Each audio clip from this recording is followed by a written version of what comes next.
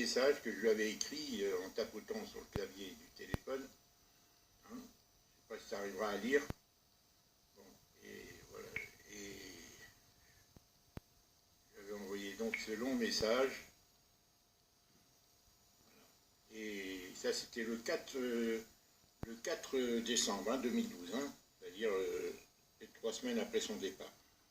Et donc, j'avais envoyé un extrait de lettre là.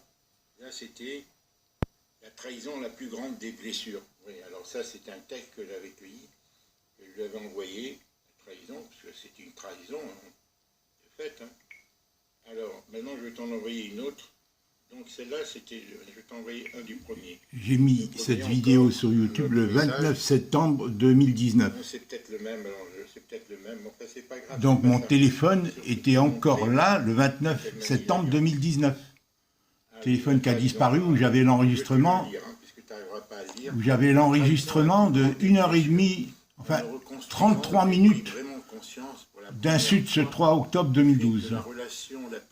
Au bout d'une heure, j'ai suis mis à enregistrer. Avec soi-même. Elle est précieuse, essentielle. Voilà, on écoute le texte sur la trahison. Je vais t'en envoyer une autre. Donc celle-là, c'était, je vais t'envoyer un du premier. C'est ce téléphone qui a disparu. C'est peut-être le même, alors c'est peut-être le même, enfin c'est pas grave, c'est pas ça. C'est surtout te montrer quand elle m'a mis l'alliance. Ah oui, la trahison. Alors, je vais te le lire, hein, puisque tu n'arriveras pas à le lire. La trahison, la plus grande des blessures. En me reconstruisant, j'ai pris vraiment conscience pour la première fois du fait que la relation la plus importante est celle que l'on entretient avec soi-même. Elle est précieuse, essentielle, car elle conditionne celle que nous entretenons avec les autres. Il faut donc en prendre bien soin. Ce qui peut détruire le plus, cela est valable dans tout type de relation. C'est sans doute pour moi la trahison. Avez-vous déjà été trahi? Si oui, vous connaissez ce sentiment intense et tenace qui vous envahit, vous tenaille, son aigreur et sa noirceur. J'ai fait l'expérience de cette double trahison dans ma relation avec X. Je pense que cela explique en partie l'ampleur des dégâts. Si la trahison nous secoue autant, je pense que c'est ce qu'elle nous signifie de manière indéniable que nous et notre souffrance ne représenteront rien aux yeux de la personne qui nous a trahis. On se sent inexistant, pas pris en considération, on est juste nié. C'est pourquoi elle entraîne souvent une rupture et qu'elle fait vivre l'enfer à la personne qui en fait les frais.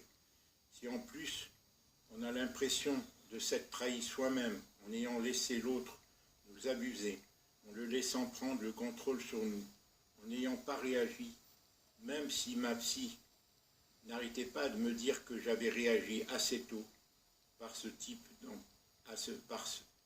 d'emprise, que c'est moi seul qui ai pris la décision de mettre fin à cette relation. Oui, cette trahison envers nous, même de loin la plus destructrice. N'y allez pas, jamais, jamais, jamais, ne laissez jamais une personne vous amener à vous trahir. Cela met à mal la santé mentale de la victime qui pense avoir implicitement permis que cet abus se fasse.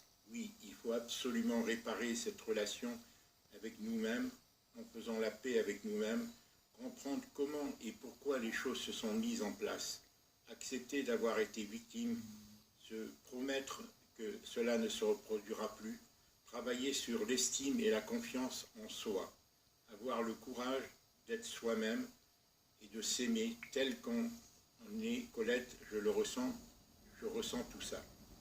Et je lui dis, Colette, je ressens tout ça. Donc c'était le message que je lui avais envoyé le 1er décembre 2012. 1er décembre 2012, hein, on voit à peu près la date, mais c'est mal filmé, c'est trouble, hein, je n'arrive pas à trouver la bonne distance. Après, je lui avais envoyé, et ça c'était un texte, si tu veux, c'est ce texte qui était imprimé.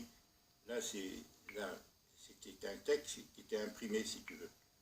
Voilà, non, là c'est pas là, j'ai l'impression. Là, c'est le journal de 20 heures que je l'avais envoyé. Voilà, donc nous sommes le 23 septembre 2020. Tombé sur la main, et cette vidéo, je l'ai mise sur YouTube le 29 septembre 2019.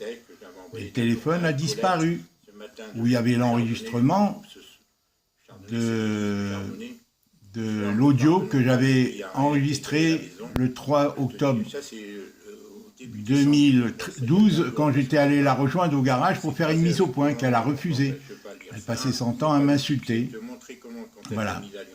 Donc ce téléphone a disparu. Qui l'a pris ?